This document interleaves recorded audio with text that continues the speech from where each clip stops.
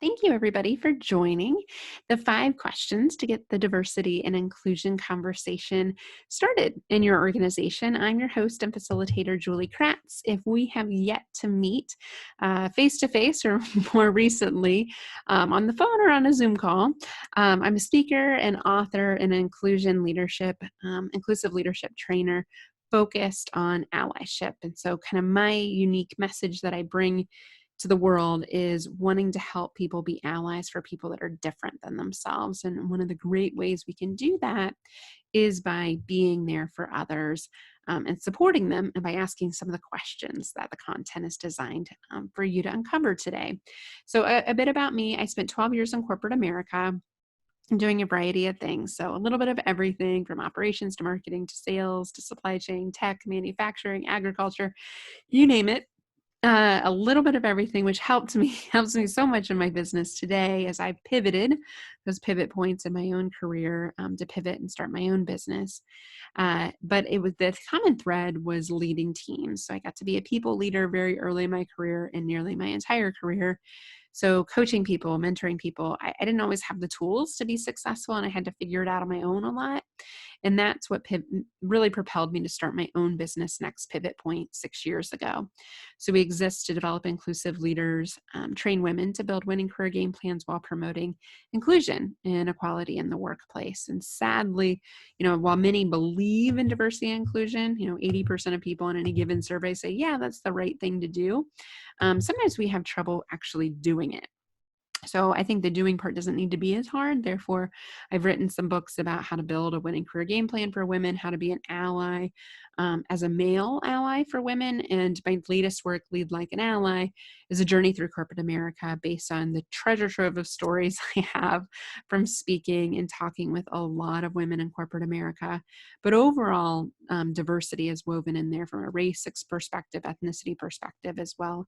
It's just experiences, and it's told in the story of a fable with a manager toolkit to facilitate. So some of the content you're seeing today is very much aligned with that latest work. So if you're interested, check it out. All the books are on Amazon and Audible, Kindle, and paperback. If you still like paperbacks today, I still like my hands on a good old book. And Amazon's doing a lot better with delivery times lately.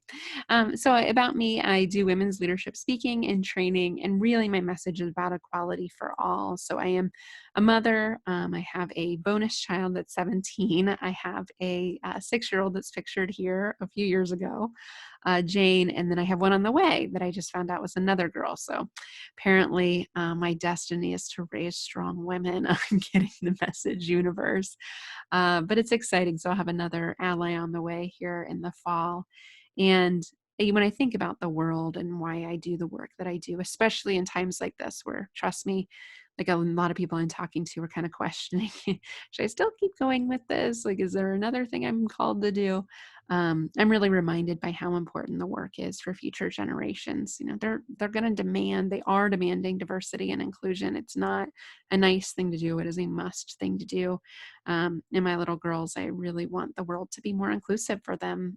I don't want them to have to live through the experience I had to in corporate America in the early 2000s. So if I get to be a small part of that change, that is huge for me, and why I get up every morning and talk about this stuff and do what I do, even when it's hard. And I think that's a real test of our purposes. Even when it's hard, staying unwavering on it. If it was easy, everyone would do it. That's what I remind myself anyway. So I'm going to engage you in a poll. I see some of the chats going off. I'm going to close up the waiting room here in just a minute too, to keep us in a nice, secure Zoom meeting.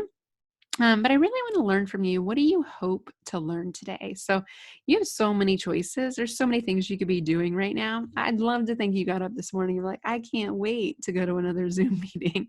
But I hope this is going to be really interactive. So I promise not to talk at you too much more. But the one thing I wanted to share with you, the promises I'll make to you, is the bullet points I'm going to cover is, why does this matter to everyone? So not just people in diverse groups, not just women, not just people of color, not just people with disabilities or in the LGBTQ plus community. Why does it matter to everybody, especially the majority group that tends to not live in those communities or have those diverse experiences? And I'll give you some data. There's a human case to it. There's also a business case to it that I often share. But I'd like, more importantly, to hear from you on that. And then what do allies do? I've talked about allies. I talked about inclusive leadership, allyship, very much in the same vein. What do allies do? I mean, what does it mean? Somebody that wants to strive to be an ally, someone that's carved out the time today. How do I facilitate this really hard conversation? Because it feels really hard. If I knew how to do it, I would already be doing it, right?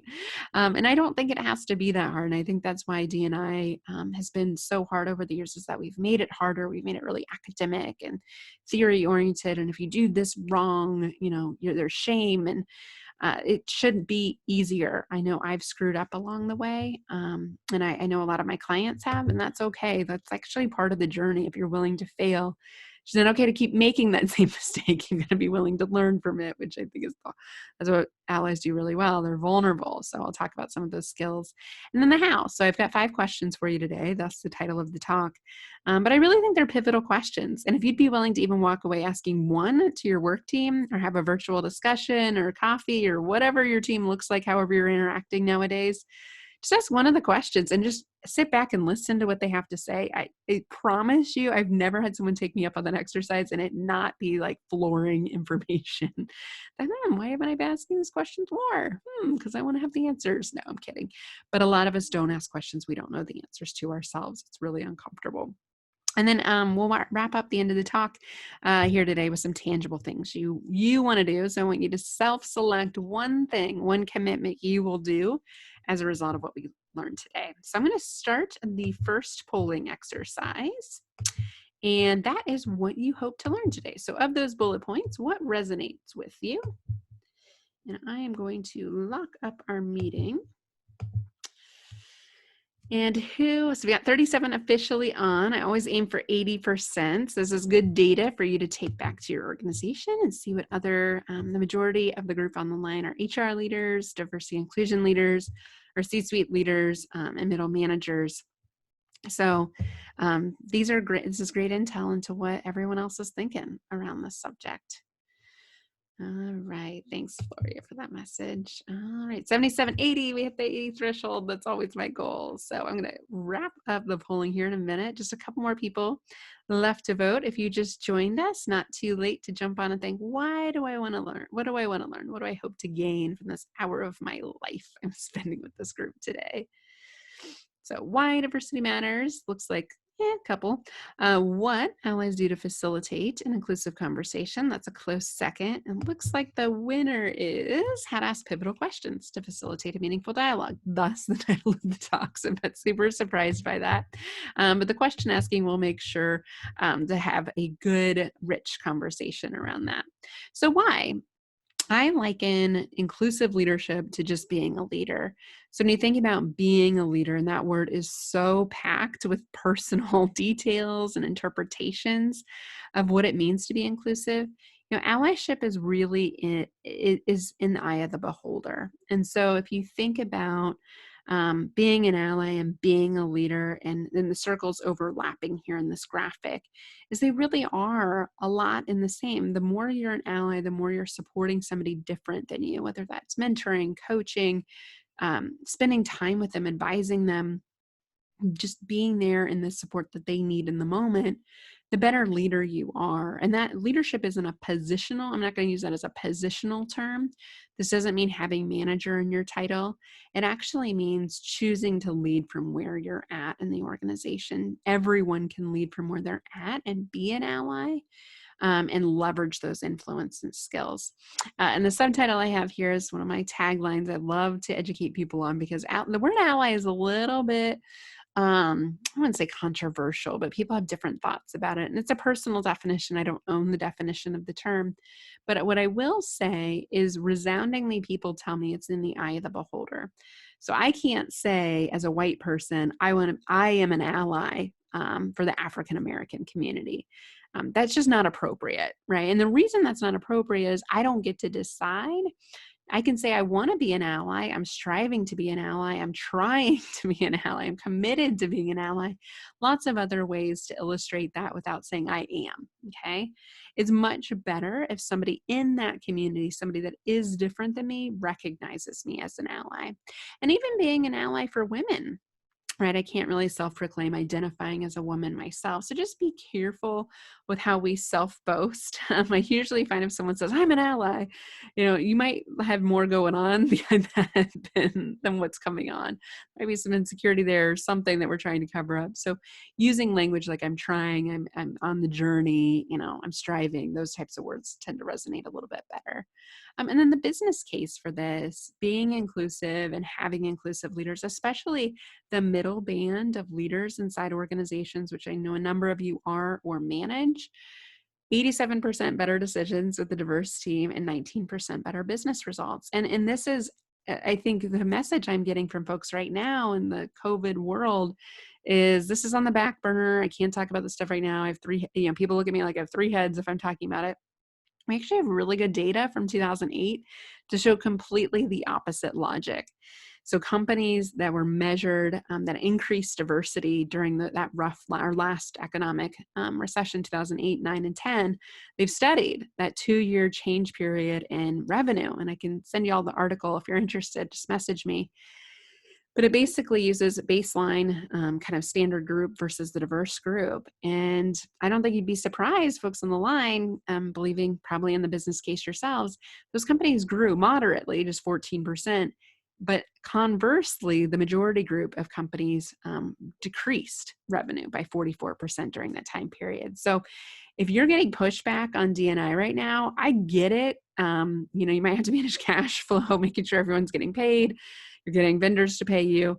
You might be making some personnel decisions, but I don't think putting D&I like last on the list is appropriate right now. So I would firmly believe you've got the data to show there's a business case, and hitting pause right now is probably not okay especially long term, right? Maybe for 90 days, okay.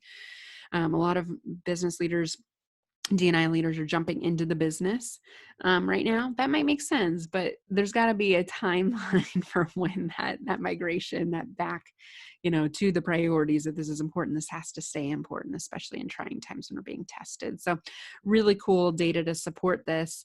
And then I love the analogy at the bottom: diversity is being invited to the party, inclusion's feeling that you belong. And so these words matter.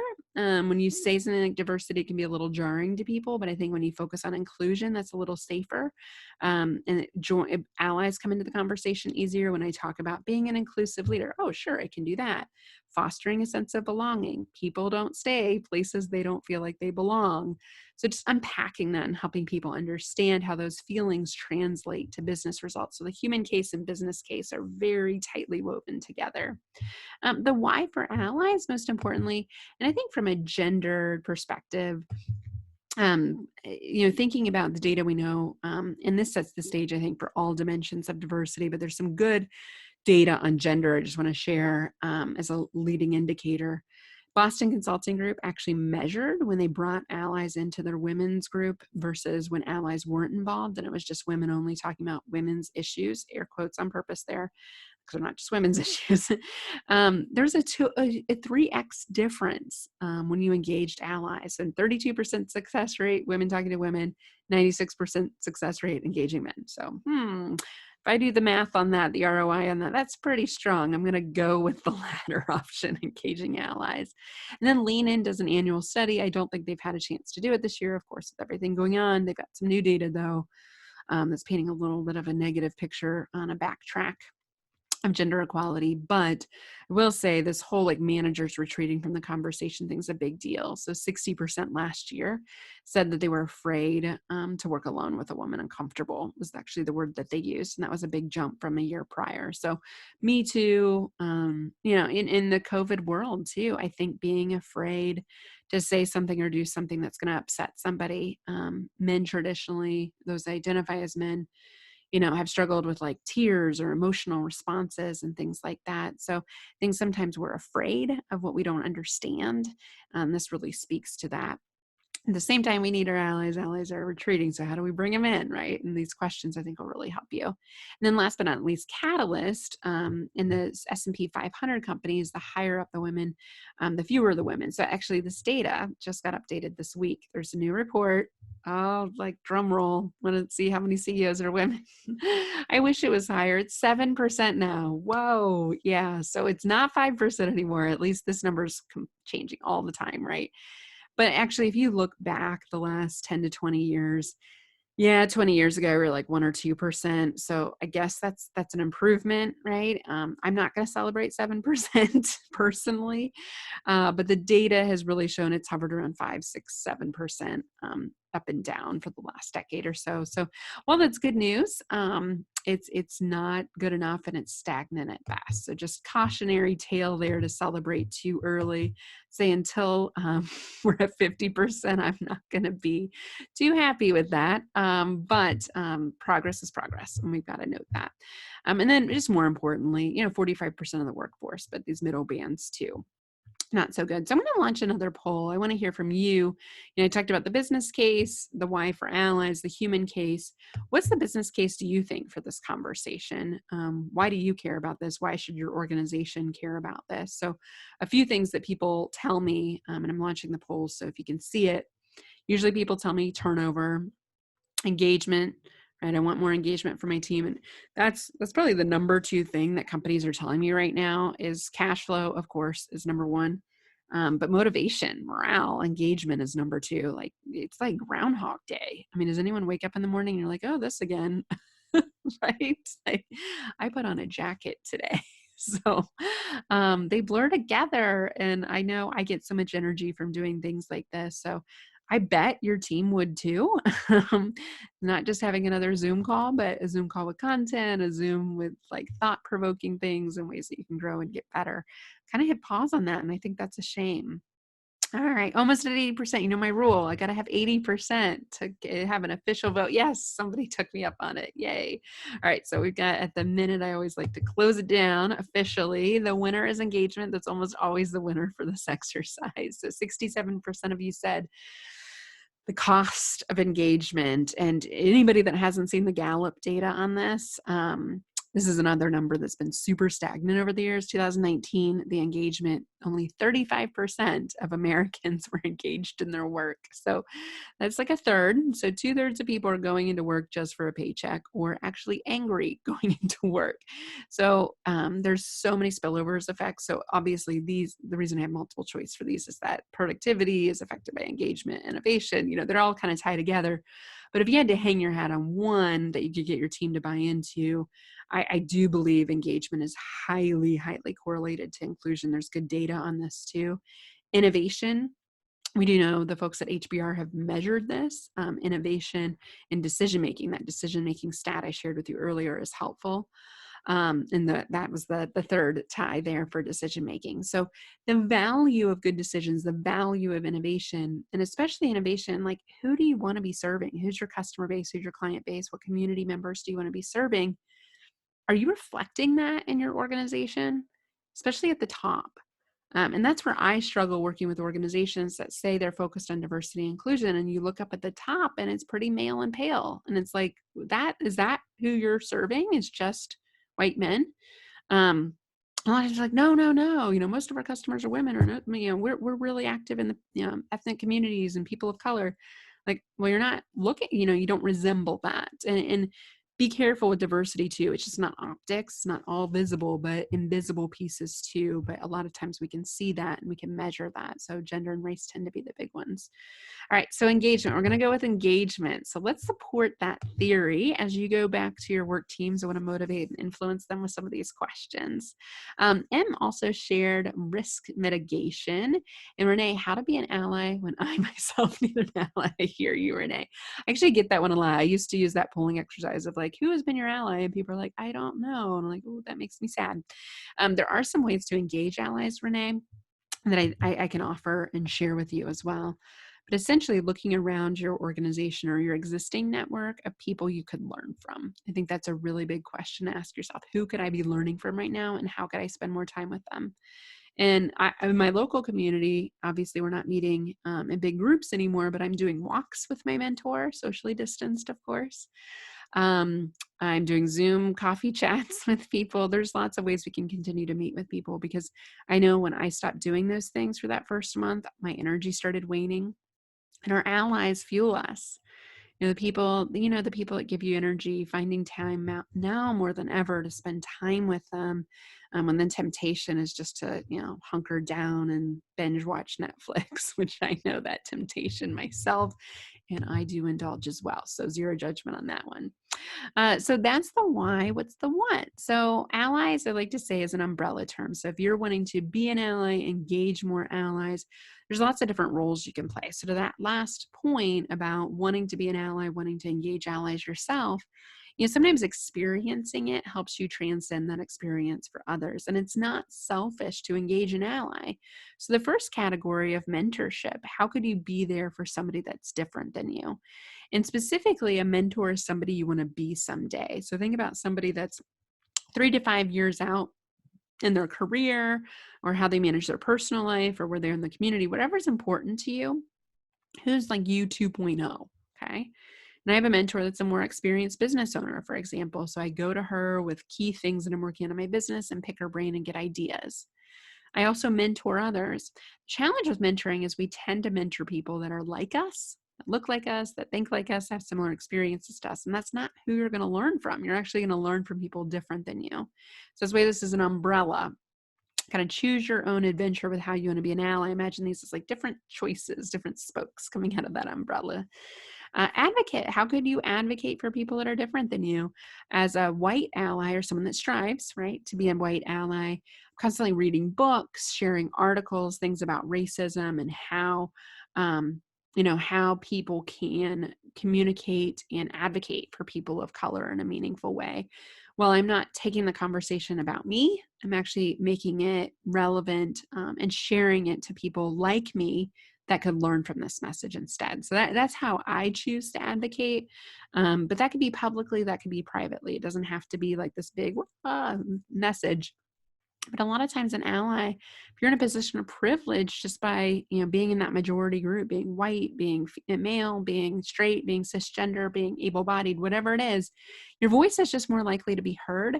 Because as my allies have shared with me, if I'm talking about race and I myself am a person of color, people are going to think it's self-serving. But if you're white talking about race, like, what do you have to gain from this? People are going to listen a little bit more.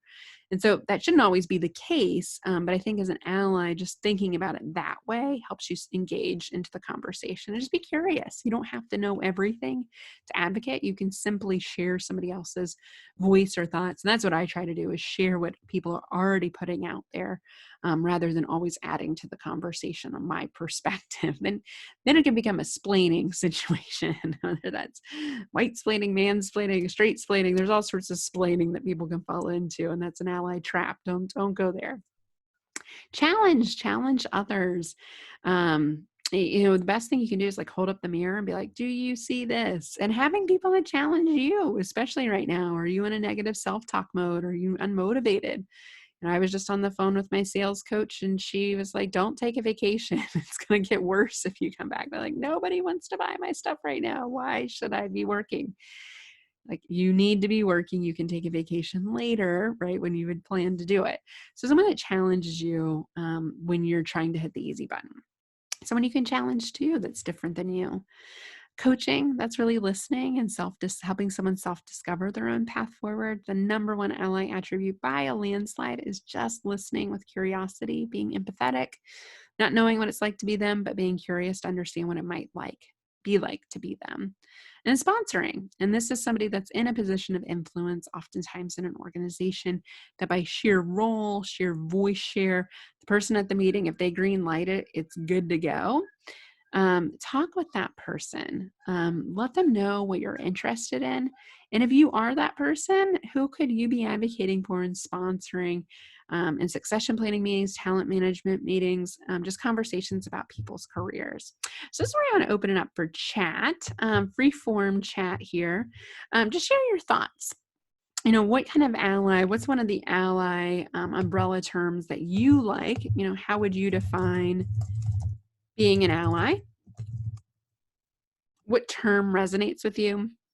And I would also like you to internalize, who have been your allies and what roles have they taken on? Oftentimes, channeling our allies of the past or present or ones that we want to ask in the future can help us better understand ourselves, how we could be allies. So, what ally term resonated? How would you define it?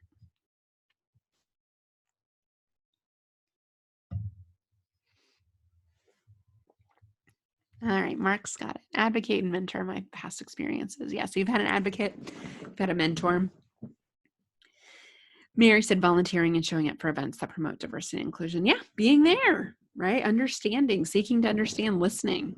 Listening sessions are so good as allies. Find an ally being someone with a microphone that allows others just without a microphone. I love that. I love the an advocate, publicly supporting someone different than you and being open to learn from them. Elizabeth said, I find it refreshing to hear this discussion in terms of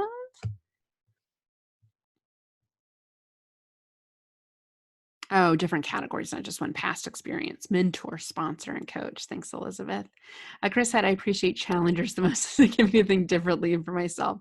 And men are more likely to have challengers. It's been researched by McKinsey. They found that women were less likely to get challenging feedback or challenging assignments. This is one that with gender and with race. It's a big one. We don't tend to put somebody there because we've never seen it before. We're afraid of how the person might respond emotionally.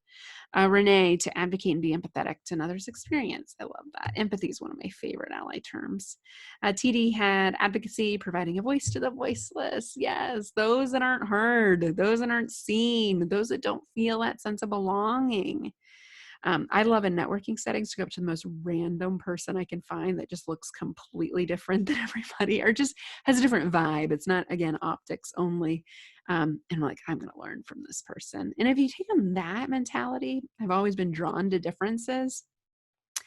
It's just take on a different, I'm going to learn something from somebody that's different than me. If I just talk with somebody that's like me, like that might feel good, right? To have my own thoughts validated, but wouldn't it be better to actually get new thoughts other than the ones I'm already thinking?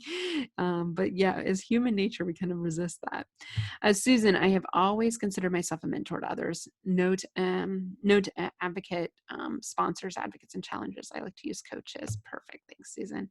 Flory had coaching and allowing for a two-way relationship where we both benefit. Yeah, that's a really good point, Gloria. So people learn as much, I would argue, actually more from being an ally to being allied. So it's a very much reciprocal relationship, but it feels good to give. I mean, think about the last time you gave to someone unselfishly. Gave them advice that they actually did something with, you coached them and like they got the job. I mean, doesn't that feel so good? You can't replace the feeling like giving, especially right now. People want to give to others. So whether you want to give to somebody else so they can give to you, or you can give to them so you can feel good yourself, like now is the time to give. And givers are far more successful than takers. Some great research by Adam Grant on that if you're interested. Jenny, being in nonprofit work my entire career, I rarely see sponsors and coaches being used. Yep. I know. Isn't that a bummer? Yeah, mentors are there's a lot of mentoring programs out there and advocacy programs. So I think we've systemized that a little bit more. I personally enjoy being a challenger, asking others to see from a different perspective. Yeah, know your ally role. No, and I think take an inventory of your skills in these areas. You don't have to be all things to all people. Chances are who you're serving is going to dictate the role because you need to be who they need you to be. But also think about where is your skill set. As a trained and certified master coach, coaching tends to be my favorite way to provide value. But I also really enjoy advocating as well in my marketing work, for example. So thinking about what role you can play and matching the person to it. And then if I had to make a simple definition for being an ally, it'd be someone that's there for someone that's different than themselves. And I know that's like elementary, but I like to say if my daughter can understand it, then it's probably a good way to describe something. We don't have to make this so super complicated, but again, choose your own adventure. You define it how you want to. And it's just important. It's important to note that not everyone is an ally 100% of the time. We're all going to screw this up at some point. If we're waiting for perfect allies, we will wait forever. So if someone steps out of bounds or does the wrong thing, like say something. I'm not saying let them get away with it, but don't shame them or say they're not an ally. I've heard this so many times over the years. They're not an ally because they said this one thing 5 years ago. Like that was 5 years ago. Maybe they've come along and grown. Okay. So let's be, let's let people screw this up. Like let's honor that and also be willing to train and teach. So I think it's a lot to take on as someone that's underrepresented. I get a lot of pushback, especially racially on this one. Like, come on, do I have to educate somebody again on this? I wish there was a better answer. I wish continuing to not talk to those people would advance the initiative. I think those are the people, we're not going to get everyone to get it. Okay. So on this graphic, there's going to be some people that don't get it. And quite frankly, do not want to get it. I don't like to focus on those people, but I do find a lot of people don't get it, but actually want to get it. That's the majority that we need to be talking to. And these are people who probably are not on the line or hopefully are. Most of y'all, I bet, get it. I'm just going to guess by the interaction. You get it already. And you want others to get it. Your opportunity as being an orange person, I try to stay neutral on these things, is to get the blue people on board. This is the murky middle. These are the people that are so afraid of what to say and what to do. This is why the questions I'm going to give you help get them to orange. Okay. So this is our big opportunity. Don't focus on the people down here. And if you've got somebody that's a troublemaker and you know who they are, the tough cookies, I like to call them, don't start there. Start with the middle. It's a lot easier. Being an ally is a journey. It's not a destination. I have seen people in a matter of years or even months completely flip the switch from being blue to orange. And it just took them watching a documentary, participating in exercise like this, reading a book. It doesn't take a ton of work for them to open up. And once you see it, you can't unsee it. And this is why people stay blue, because to stay ignorant to these things feels safer, right? I wish I didn't know some of the stuff I know. I get angry a lot more now about social injustice, and I feel powerless in it, which is silly because I do this work every day, but it's real. And that's where people are coming from that are in that murky middle. So be an ally, help them get there faster, because it shouldn't take everybody as long as it probably took us. The 10,000 hour rule by Malcolm Gladwell shouldn't have to apply to being an ally. It should be easier than that. So I'd love to weigh in on this here. So this is a really great exercise to take to your team to tee up the 5 questions. I love SWOT analysis. So anybody that's studied business, right? Business 101, this is around for decades. Strengths, weaknesses, opportunities, threat is a good SWOT analysis. And essentially, where are you getting things right? If you looked at diversity at your organization, where are y'all thriving? Maybe you've improved your numbers over a time period. Maybe you just launched a mentoring program. Maybe you've been doing some advocacy work. Whatever it is, just take an inventory. And I like to start with the positives first. People don't give themselves credit for what they are doing. Maybe you don't have the results yet, but you're doing the things, the activities and behaviors that should align with the results long-term. It is a long-term thing. Where are you not getting this right? Where are you failing? And I'll tell you, attrition numbers, that's why I put turnover up there. You're probably losing twice as many women and 3 times as many people of color as you are the majority group. That's pretty typical inside a lot of organizations I'm working with. That's painful. So this is pain. And without pain, no gain. You need some adversity. You need to acknowledge things aren't working for change. Okay. And that's how you carve out opportunities and threats. So I love this exercise. If you haven't done this on diversity with your team, I highly, highly recommend it. And just fielding some last comments coming in here. Expressing the knowledge I have, however, it's about how open-minded the other individual is to accepting of the unknown. Yep, I know. You got to gauge acceptance, and you got to meet people where they're at. So tiptoeing, I like to dance around a little bit. If somebody says something really offensive, I may not continue the conversation or change the subject. They may not be ready yet for the message. Floria, I agree. Allyship benefits from people who just care about others at the end of the day. Yes. And Mark shared, look for those opportunities to improve myself. So start with yourself. Gandhi said that, start with you, right? Be the change you want to see. And this is a great exercise to get others involved and let it go from there. So I'm gonna Let's see. Oh, the ally roles. I might have had another polling exercise on this section that I totally missed. So I apologize. I'm just getting familiar with the polling. But what ally role, kind of back to the umbrella terms that I shared with you earlier, just wrapping up this section, we'll dig into the questions. One more polling question. What ally roles resonate with you? And you can pick multiple choice on this one too. So what ones resonated? I know many of you chimed in on the chat, but just kind of going back to this before we move on. What resonates? Either how to be one or how to engage one. Advocate. Oh, that's interesting. I haven't done this polling exercise before, so this is good intel. Advocate is ringing true for most of you. Got 60, almost at 80%. Almost there. Looks like a close tie for everything else. All right. Awesome. So I'll let y'all see the results here. We got 76% advocate, and then really a close tie along the way between mentor, sponsor, challenger, and coach. So I'm glad those terms resonate with you.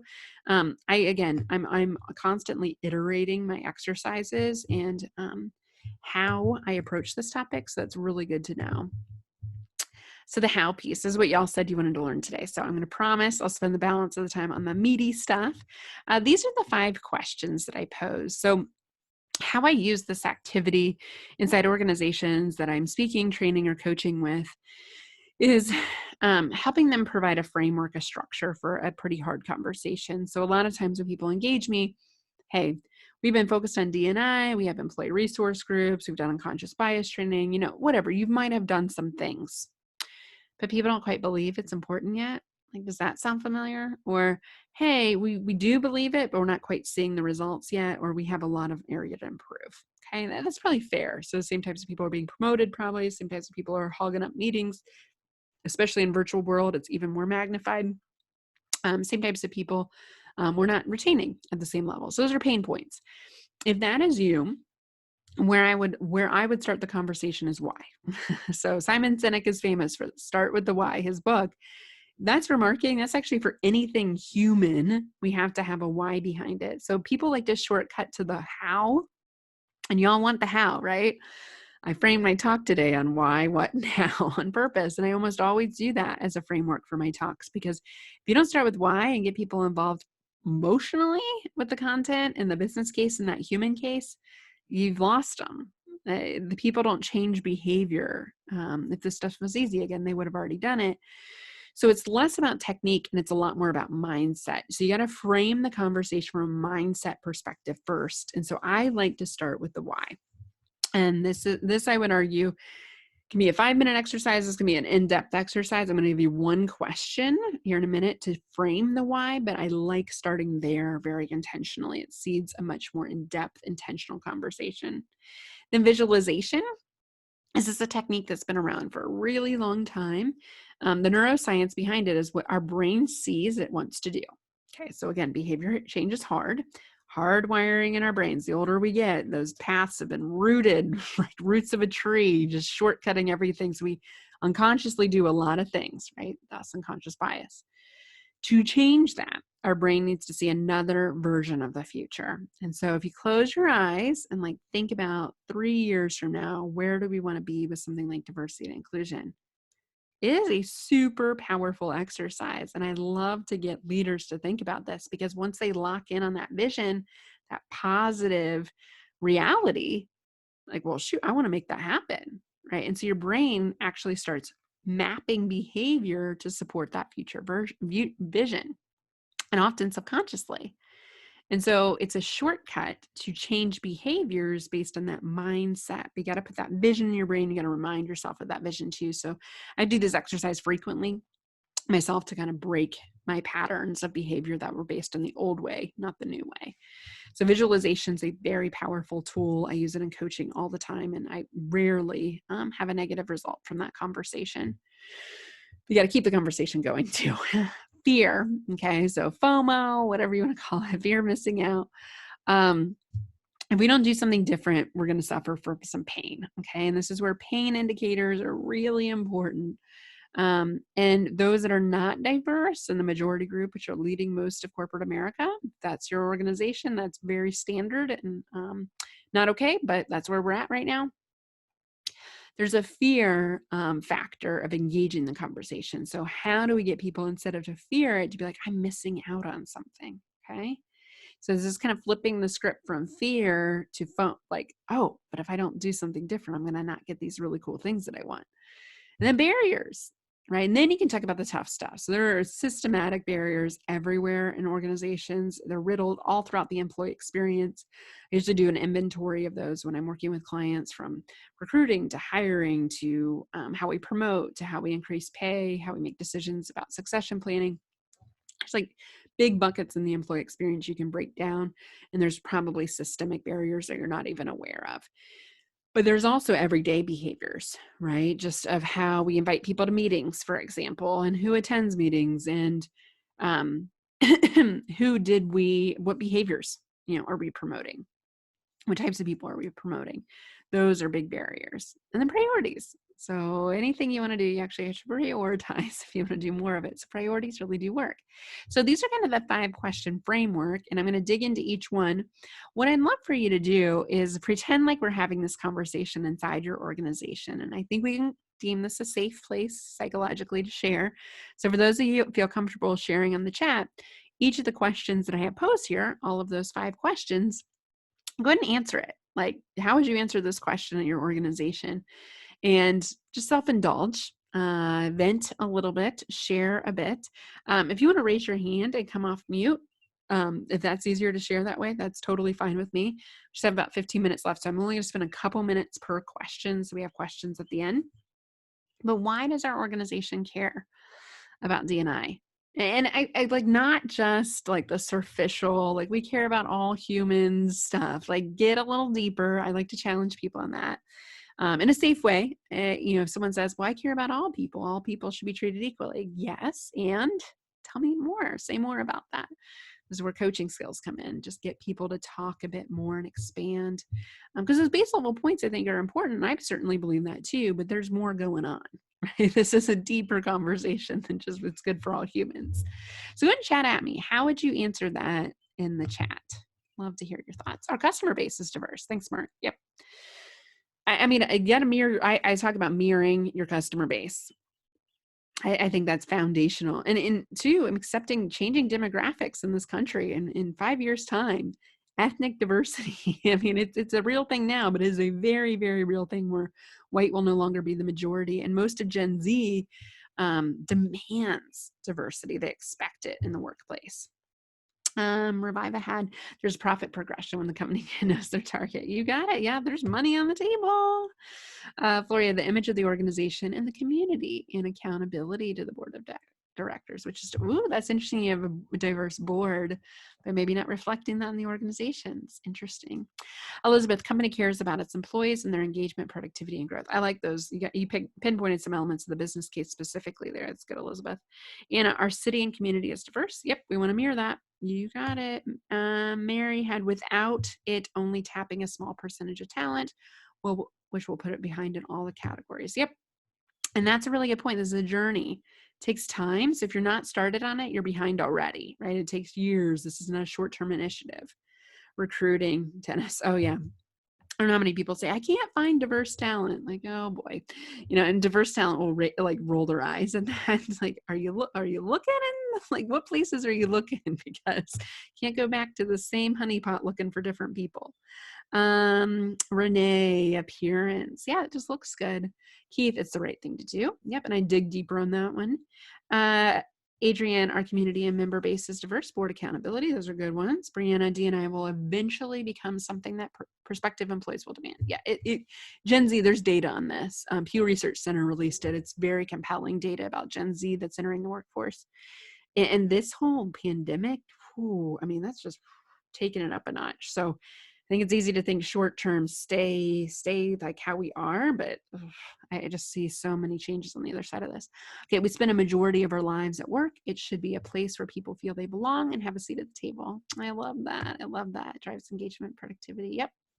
TD, I think they are just starting to care more, but we're at the beginning, sadly. Hey, I've had clients tell me we are on the ground floor, right? We are just starting this journey. Be honest about it. Like, don't pretend to be something you're not. I think that's totally fine. It's not too late to start, but you got some catching up to do, which I think is important to emphasize. Jenny, because white supremacy dominates our country, must do our part to understand why, so we can dismantle it at least within our own organization, and then hopefully with our circles of influence. Great reads on that too. Jenny used the word white supremacy, which I know it's polarizing to folks.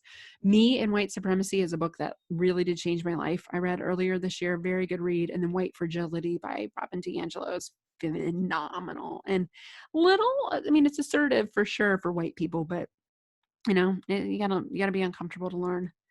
TD, we're on the subfloor. Hey, again, self-awareness is step one.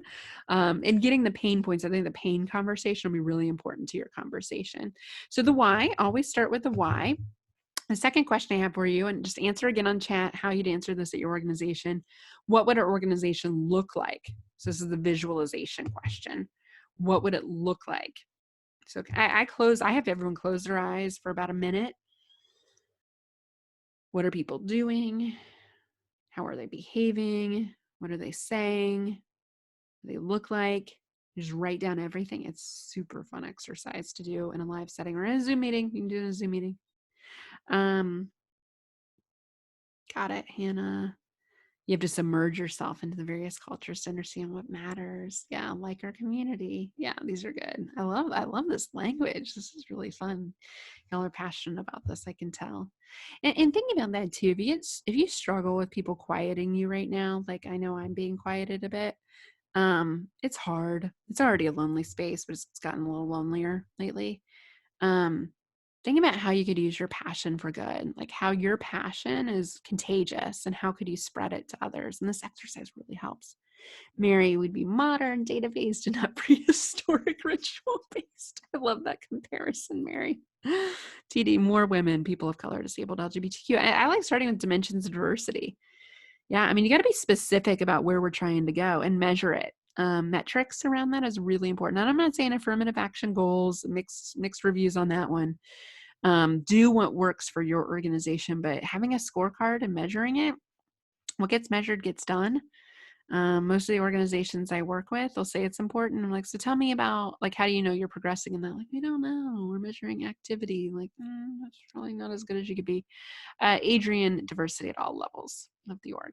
Yep, Mark had a broader range of ideas and experience. Yeah, measuring ideas. I think that's a great one. I see a flash mob.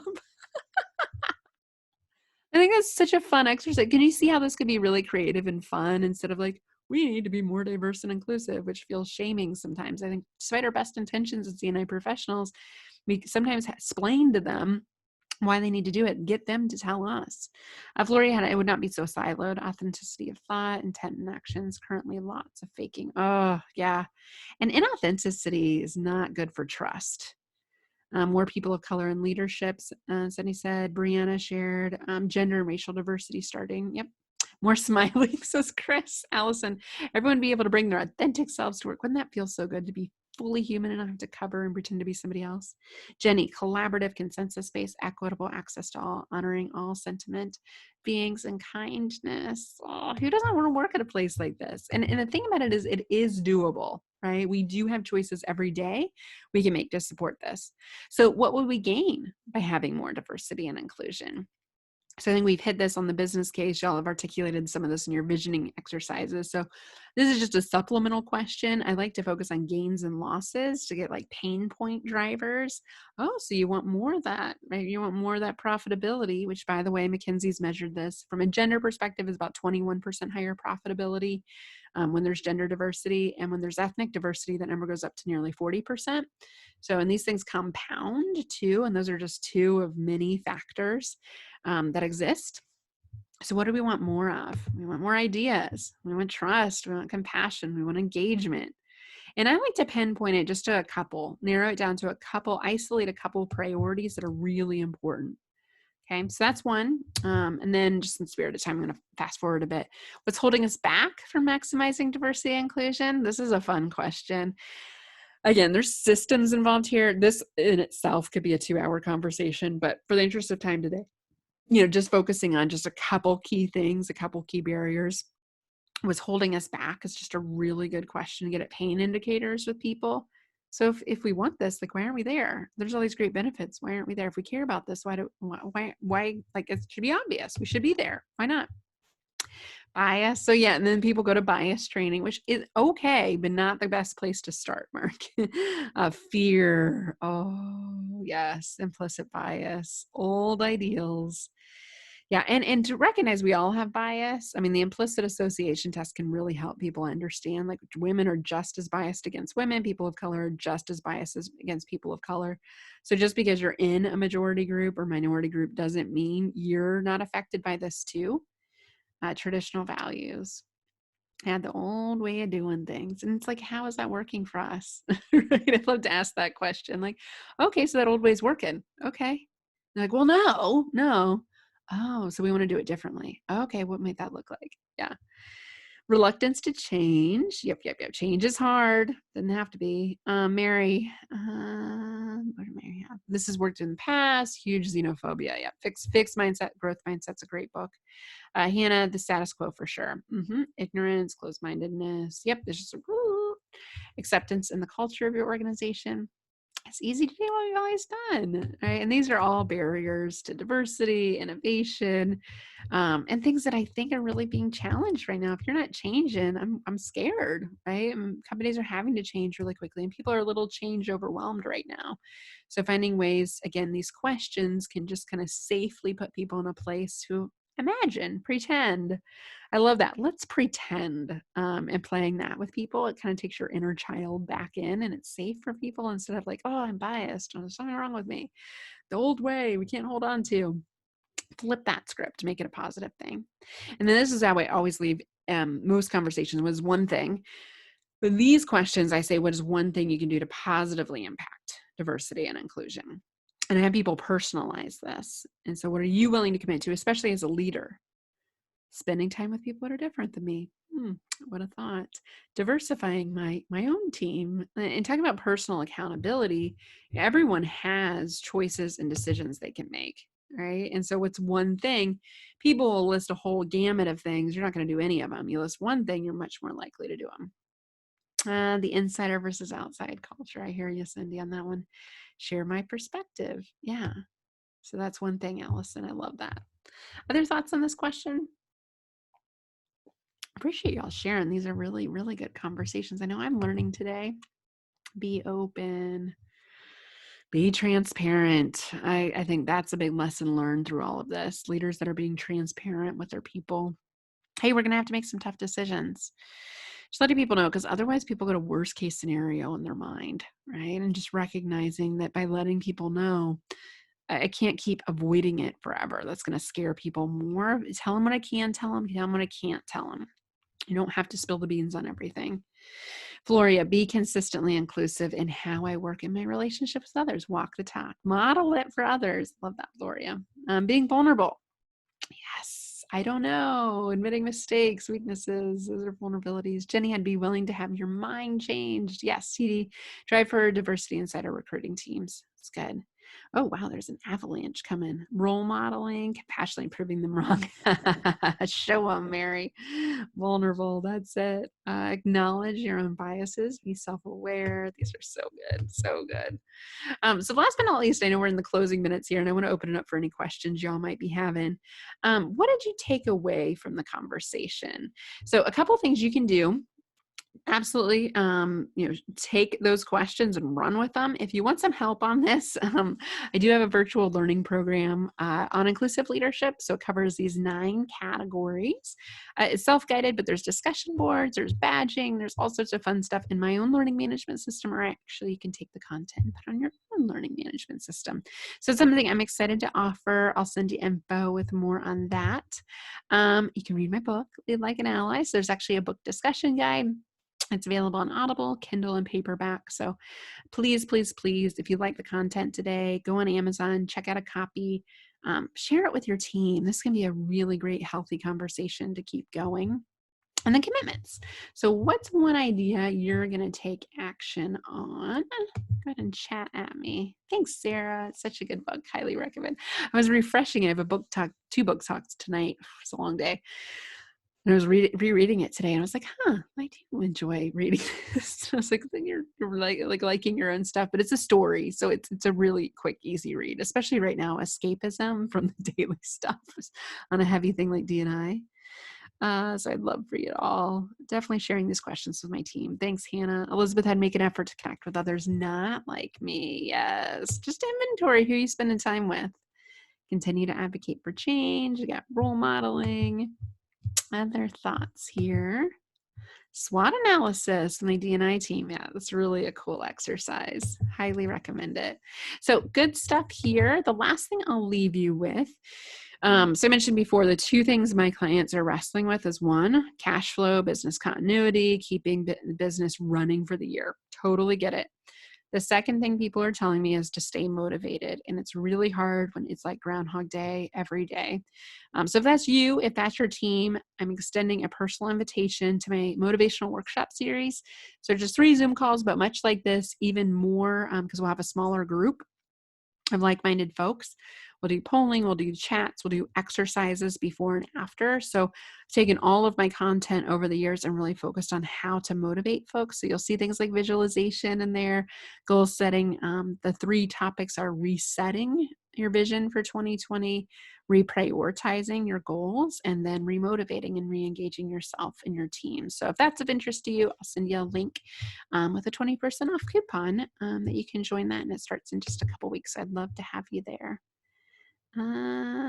Jenny, I want to create all of this. Help. Jenny, send me a personal note. I'm happy to send some resources your way. Gloria, it's dusting off the SWOT analysis, starting my own team. And then stay consistent and politely challenging and pushing back. Yep, the SWOT on myself. Yeah, I think that's a nice way to politely push back. I'm glad you took it that way. So last poll to wrap us up on a strong note, and then any questions y'all have, I'm happy to stick around. What did we learn today? So, hour of your life, how has it had an impact? Questions to ask your organization, tools to lead like an ally, what I call, or maybe it's the why, for being an inclusive leader and doing some of this hard stuff we've talked about today. Chances are you've wanted to ask these questions before or frame these questions. Maybe you needed the framework yourself, or maybe there is like a fear of like, how are people going to react to this? But I promise you, on the other side of something hard is something beautiful. Like, we don't learn comfortably. So just remind yourself, through discomfort comes really cool stuff. So challenge the status quo, tap into your why, help others see what you see, model the way for others. So it looks like folks are jumping off. So I'm going to stop the poll, even though we didn't get 80%. One more person would take it at 80%, like my personal threshold. Who's still on? That could answer. One more person. Yes, we got it. We always get it. I mean, you set expectations, see, just like this conversation, you get it.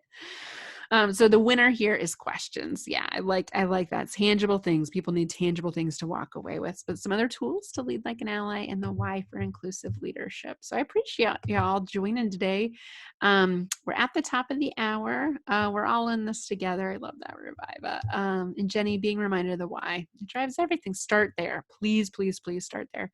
Most of my clients will start with unconscious bias training. I'm like, not that that's not an issue, but please start with the why first so people know why they're learning about this. Brianna, I'm glad it was helpful and motivating. It was great for me too. Thanks, Chris. Mary, this has been so great. So much good information to help build on my LGBTQ plus and women allyship. I love that.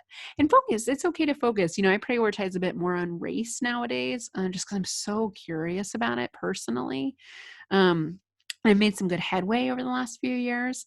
And gender, of course, has always been central to me. But the more I get curious about disabilities and LGBTQ and other issues in the workplace, it just reminds me of how much work we still have to do, and how much fun it can be to learn from people different than us. So I appreciate y'all joining today and sharing. Did I miss any questions, thoughts, questions, things we didn't get to? And Jenny, just send me a note. My email's right there. If we don't have a chance to get to that, I can definitely connect you some resources. Thanks, everybody. All right, I'll send you a note with the recording, and I'll also send the questions as well as the invite for the June series. So love to have you there. If you liked this, I promise you'll love, love, love the June series. Thanks, everybody. I'll see you later.